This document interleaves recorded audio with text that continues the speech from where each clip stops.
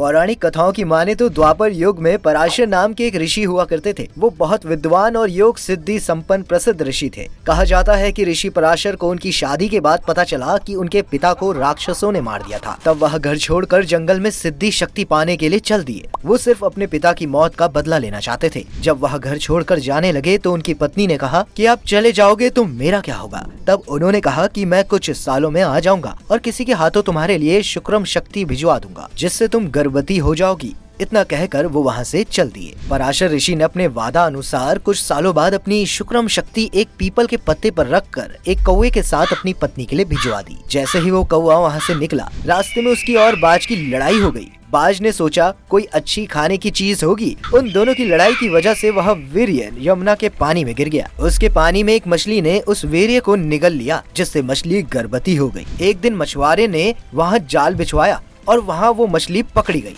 मछुआरे ने जब मछली को घर जाकर काटा तो उसमें एक लड़की निकली। मछुआरे ने उस लड़की का बहुत अच्छे से पालन पोषण किया। लड़की मछली के पेट से निकली थी, इसीलिए उसके शरीर से मछली की दुर्गंध आती थी। उसका नाम मछोदरी रखा गया। वहीं दूसरी तरफ पराशर ऋषि 14-15 साल तक जंगल में साधना करने के बाद घर आने की सोचते हैं। तब वो उसी जंगल के रास्ते से निकल रहे होते हैं जहाँ बीच में यमुना पड़ती है। दरिया को पार करने के लिए ऋषि ने मछुआरे से कहा कि मुझे यमुना पार करवा दो। मछुआरा उस समय खाना खा रहा था। उसने सोचा ऋषि को मना करना ठीक नहीं है, इसलिए उसने अपनी बेटी से कहा कि तुम ऋषि को यमुना पार करवा दो। आपको बता दें, वो बेटी कोई और नहीं बल्कि पराशर ऋषि की ही बेटी थी, जो मछली के पेट से पैदा हुई थी। कुदरत का लेखा जोखा देखिए यहाँ। मछुदरी के रूप और यौवन को देखकर पराशर ऋषि उस पर मोहित हो गए। उनको ये तक नहीं पता था कि वो स्त्री कोई और नहीं उनकी ही बेटी है। उन्होंने मछोदरी से नजदीकी बनाने की इच्छा जताई, लेकिन मछोदरी ने मना कर दिया और कहा कि यह धर्म के खिलाफ है। शादी से पहले ऐसा काम नहीं करूंगी। पराशर ऋषि नहीं माने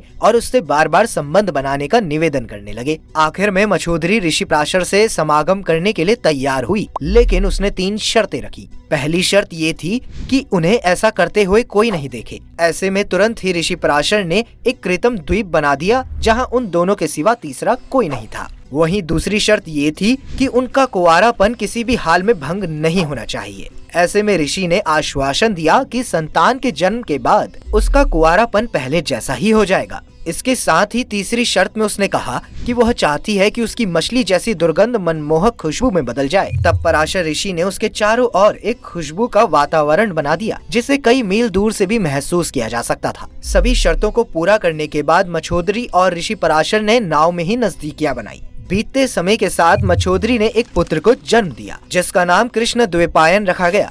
यही पुत्र आगे चलकर महर्षि वेद व्यास के नाम से जाना गया। वहीं मछोदरी भी आगे चलकर सत्यवती के नाम से जानी जाने लगी और हस्तिनापुर नरेश शांतनु की रानी बनी। सत्यवती के कारण ही गंगापुत्र देवव्रत को आजीवन ब्रह्मचारी रहने की प्रतिज्ञा लेनी पड़ी और देवव्रत का नाम भीष्म हो गया। जैसे जैसे समय आगे बढ़ रहा था, सत्यवती के जीवन में भी कई चीजें बदलती जा रही थी। बता दें, राजा शांतनु और सत्यवती के 2 पुत्र थे, चित्रांगद और विचित्रवीर्य। चित्रांगद की युद्ध में मौत हो गई, जिसके चलते विचित्रवीर्य को राजा बना दिया गया। विचित्रवीर्य की 2 पत्नियां अंबिका और अंबालिका थी। विचित्रवीर्य को दोनों से कोई संतानें नहीं हुई और वह भी चल बसा। उस वक्त पुत्र मोह में वंश की रक्षा के लिए सत्यवती ने अपने पहले बेटे और अंबिका और अंबालिका के जेठ ऋषि वेदव्यास को याद किया। सत्यवती ने वेदव्यास से अंबिका और अंबालिका से पुत्र प्राप्ति की इच्छा जाहिर की। सबसे पहले सत्यवती ने बड़ी रानी अंबिका और फिर छोटी रानी अंबालिका को वेदव्यास के पास भेजा,